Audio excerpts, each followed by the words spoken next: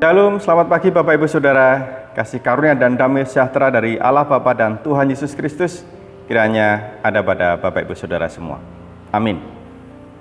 Bagaimana kabar hari ini? Semoga semua sehat, tetap semangat, dan kita percaya Allah terus menyertai dan memberkati kehidupan kita. Bapak Ibu Saudara, berapa banyak berkat Tuhan yang Bapak Ibu Saudara terima hari ini? Atau paling tidak kemarin? Sudah dihitungkah? Tidak sempat mungkin ya. Tetapi kita yakin dan percaya berkat Tuhan sungguh melimpah dalam kehidupan kita di sepanjang perjalanan kehidupan kita. Ketika kita ada dalam pergumulan berat ataupun sebaliknya ketika kita bersuka cita, semua adalah karena penyertaan Tuhan. Dan hari ini kita akan belajar, kita akan merenungkan firman Tuhan yang menyatakan bahwa Allah sungguh bermurah hati untuk setiap kita. Sebelumnya mari kita berdoa. Kami bersyukur ya Allah, berkat-Mu tak terhitung dalam kehidupan kami. Engkau sungguh bermurah hati, tidak pernah meninggalkan kami. Dan berilah kami juga belajar untuk menjadi pribadi-pribadi yang sungguh bermurah hati, sebagai tanda dan wujud syukur kami kepadamu. Kami akan belajar untuk membaca merenungkan firman-Mu pagi ini ya Allah. Kiranya Roh Kudus mengurapi kami, memampukan kami untuk mengerti dan melakukan apa yang menjadi perintah-Mu. Berfirmanlah ya Allah, kami siap untuk mendengarkan. Amin. Sabda Tuhan dari Amsal 11 ayat 24, 25, dan 26. Demikian. Ada yang menyebar harta, tetapi bertambah kaya. Ada yang menghemat secara luar biasa, namun selalu berkekurangan. Siapa banyak memberi berkat, diberi kelimpahan. Siapa memberi minum, ia sendiri akan diberi minum. Siapa menahan gandum, ia dikutuki orang. Tetapi berkat turun di atas kepala orang yang menjual gandum. Amin. Demikian sabda Tuhan.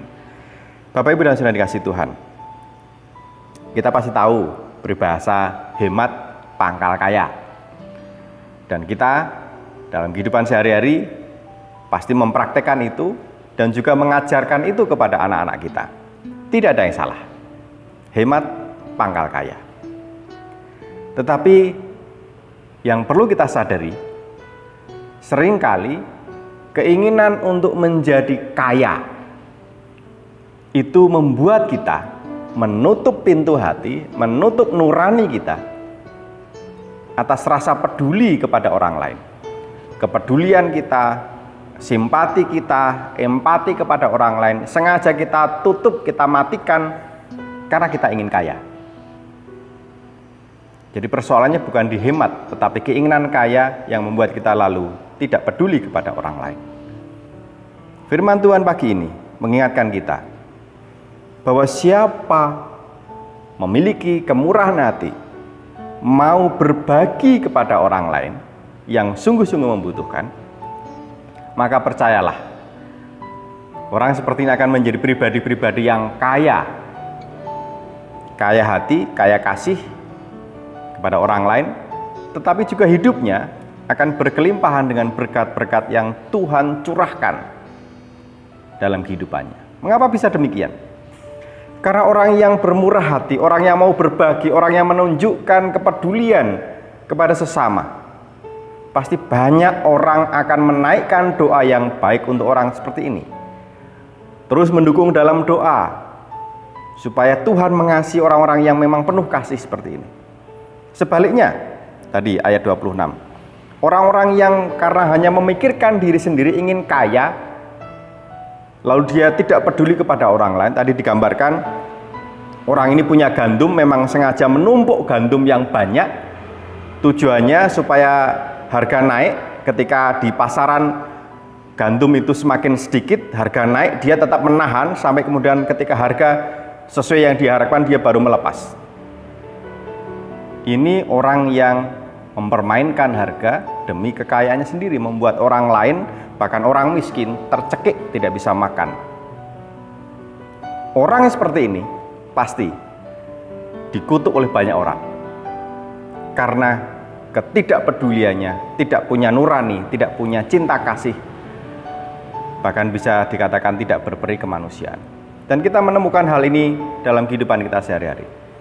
Orang yang menimbun banyak hal, banyak benda, banyak barang, disimpan sekian waktu, supaya harga barang di pasaran menipis dan kemudian harga naik, dan ketika harga naik tinggi, berkali lipat dia baru menjualnya.